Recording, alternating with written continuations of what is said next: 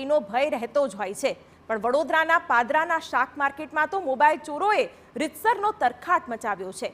આમ તો તમારા શહેર કે ગામમાં પણ શાક બજારમાં આવું જોખમ રહેતું જ હશે, એટલે જે આ અહેવાલ તમારે ખાસ જોવો જોઈએ, જેથી કરીને મોબાઈલ ચોર અને ખિસ્સા કાતરુથી તમે સાવધાન રહી શકો।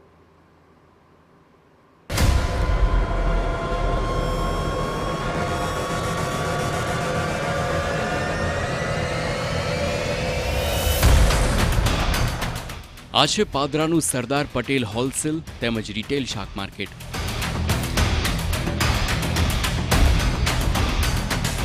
મધ્ય ગુજરાતનું આ સૌથી મોટું શાક માર્કેટ ગણવામાં આવે છે।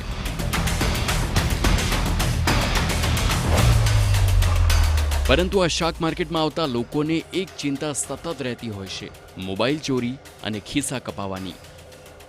મોટું માર્કેટ બંને જાણે મોબાઈલ ચોરીનું હબ બની ગયું હોય તે પ્રકારની ઘટનાઓ સતત સામે આવી રહી છે। હું તમને એનો સીધો પુરાવો એવો બતાવું કે માર્કેટમાં લાગેલા જે સીસીટીવી કેમેરા છે તે કેમેરા તમામ જે પુરાવા છે તેને સાબિત કરતા હોય છે ને સતત અહીંયા જે મોબાઈલ ચોરીની ઘટનાઓ છે તે સામે આવતી હોય છે।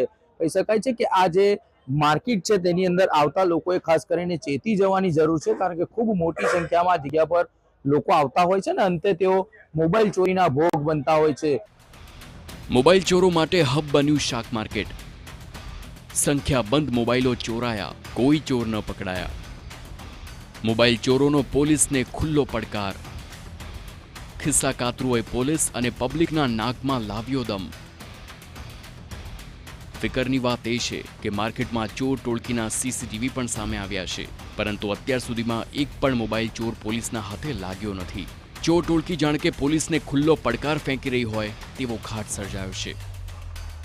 એ તમારા થેલીમાંથી કાઢ લે, તમે શાકની 10 રૂપિયાની થેલી લઈ લો વાઈટ, અને તમારે જો ઊભા રહે અને પછી છે ને તમારે આમ ભાવ પૂછતા હોય તો એમાં મોબાઈલ ઉપલા હિસાબથી કાઢ લે। કેવા લોકો આવે છે? એ તો હવે ગ્રાહક થઈને જ આવે છે, છોકરાઓ જાય નોના।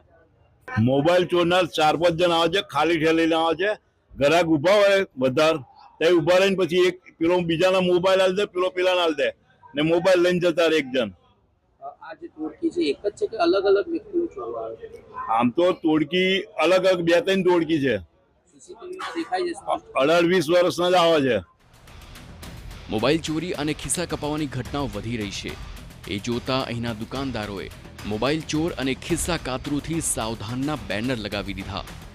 પણ એનાથી કેટલો ફરક પડશે એ સવાલ છે, કેમ કે અત્યાર સુધી તો આવા ચોર પોલીસને હાથે લાગ્યા નથી, અને હવે તો મહાશિવરાત્રી નજીક આવી રહી છે, અને આવા તહેવારોમાં શાક માર્કેટમાં ભારે ભીડ જામતી હોય છે, ત્યારે લોકોએ સાવધાન રહેવું જરૂરી છે, નહીં તો ધક્કાઓ જ ખાવાનો વારો આવે એમ છે।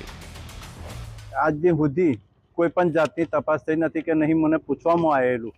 જે યોગ્ય તપાસ કરી મને જાણ કરવા અને એ જે તે સમયનો વિડીયો આપણે સીસીટીવી ફૂટેજ પણ મેં આપેલા છે, અને જરૂર પડશે પોલીસને તો હું એમની સાથે સ્થળ પર પણ જવા માટે તૈયાર છું।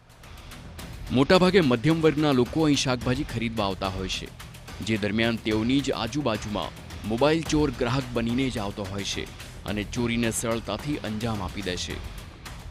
ઘણીવાર વારંવાર થાય છે અને એ પકડાતા નહીં, કેમ કે કેપ પહેરીને આવ્યો હોય કાં તો ચહેરા પર એને કંઈક આડું ધરી દીધું હોય અને મોબાઈલ લઈને જતા રહેતા હોય છે।